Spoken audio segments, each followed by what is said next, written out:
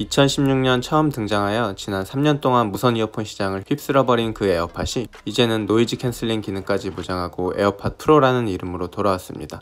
에어팟 프로는 미국 현지 기준 $249의 가격으로 10월 30일에 출시되었고 한국에는 그보다 조금 지난 11월 13일에 32만 9천원의 가격으로 출시되었습니다. 이에 대해 에어팟 프로의 한국 가격이 너무 차별적으로 높게 책정된 게 아니냐는 의견들이 들려오고 있습니다.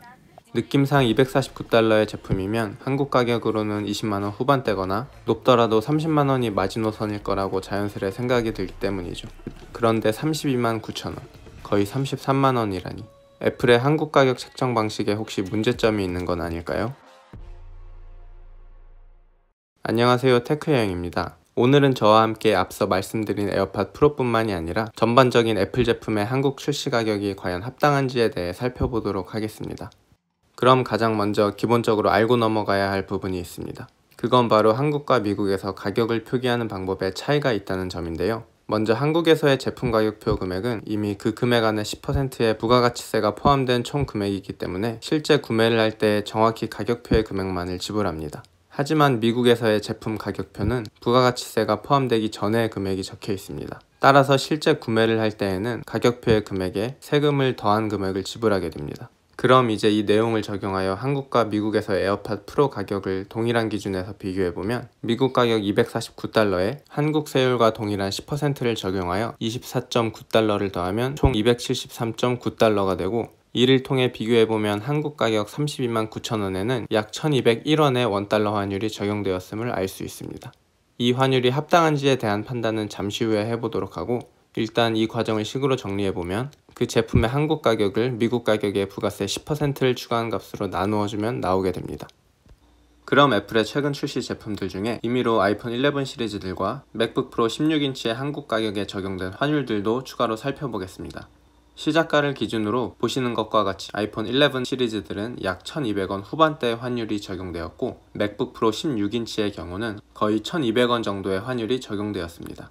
그럼 제품별로 이렇게 적용된 환율이 합당한지를 분석해 보도록 하겠습니다.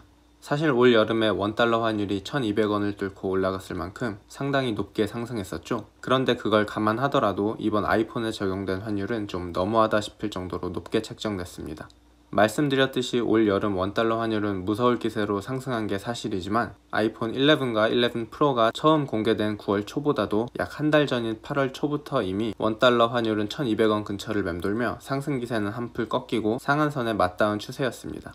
그럼에도 불구하고 1200원 후반대로 환율을 적용하여 한국에 출시한 아이폰의 가격은 개인적으로 합당하지 않다고 생각합니다. 사실 아이폰 11 시리즈들보다 더 심한 건 이번에 구형이 되면서 가격을 한 차례 인하한 아이폰 XR입니다.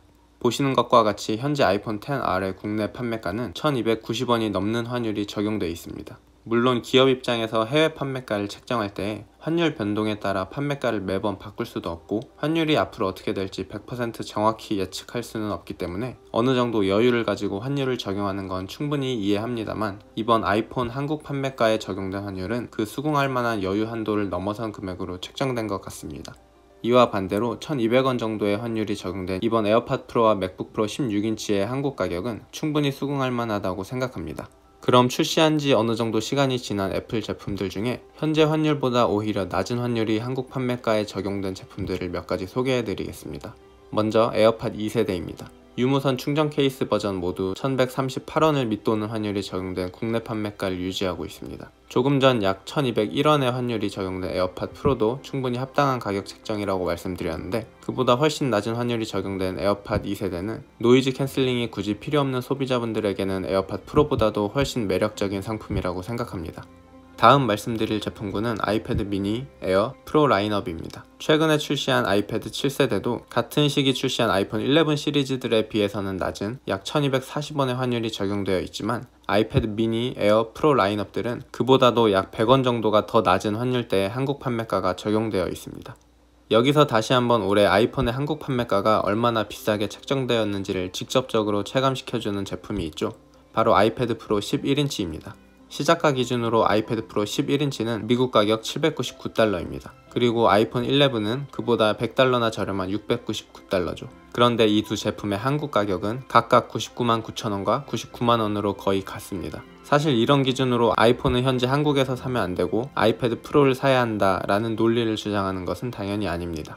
구매 결정에 있어서 가장 우선시 되어야 하는 부분은 필요성 여부이고, 꼭 필요한 제품이라면 오늘 제가 분석해드린 내용과는 무관하게 구매를 하는 것이 맞습니다. 다만 꼭 필요한 제품이거나 정말 구매하고 싶은 제품인데 그냥 느낌상 지금 한국 판매가가 상대적으로 더 비싼 것 같아서 좀 억울한 마음에 구매가 망설여질 수도 있고, 아니면 반대로 굳이 필요하지 않거나 아직 기기를 변경하기엔 이른 시기인데 충동 구매 욕구가 일어날 수도 있죠. 이런 상황들에서 한 번쯤은 우리가 국내 소비자로서 이 금액을 지불하고 지금 이 구매를 진행하는 것이 과연 현명한 소비인가를 판단해 보는데, 오늘 알려드린 내용이 그 참고지표로서 조금이나마 도움이 될 것입니다. 특히 전자제품들은 금액도 상당히 고가이기 때문에 지금 이 영상을 보고 계시는 시청자분들은 오늘 제가 말씀드린 내용뿐만 아니라 다른 여러가지 판단 기준들까지 한번 생각해 보시고 좀 더 합리적인 구매 결정을 하는 더욱 현명한 소비자가 되시길 바랍니다.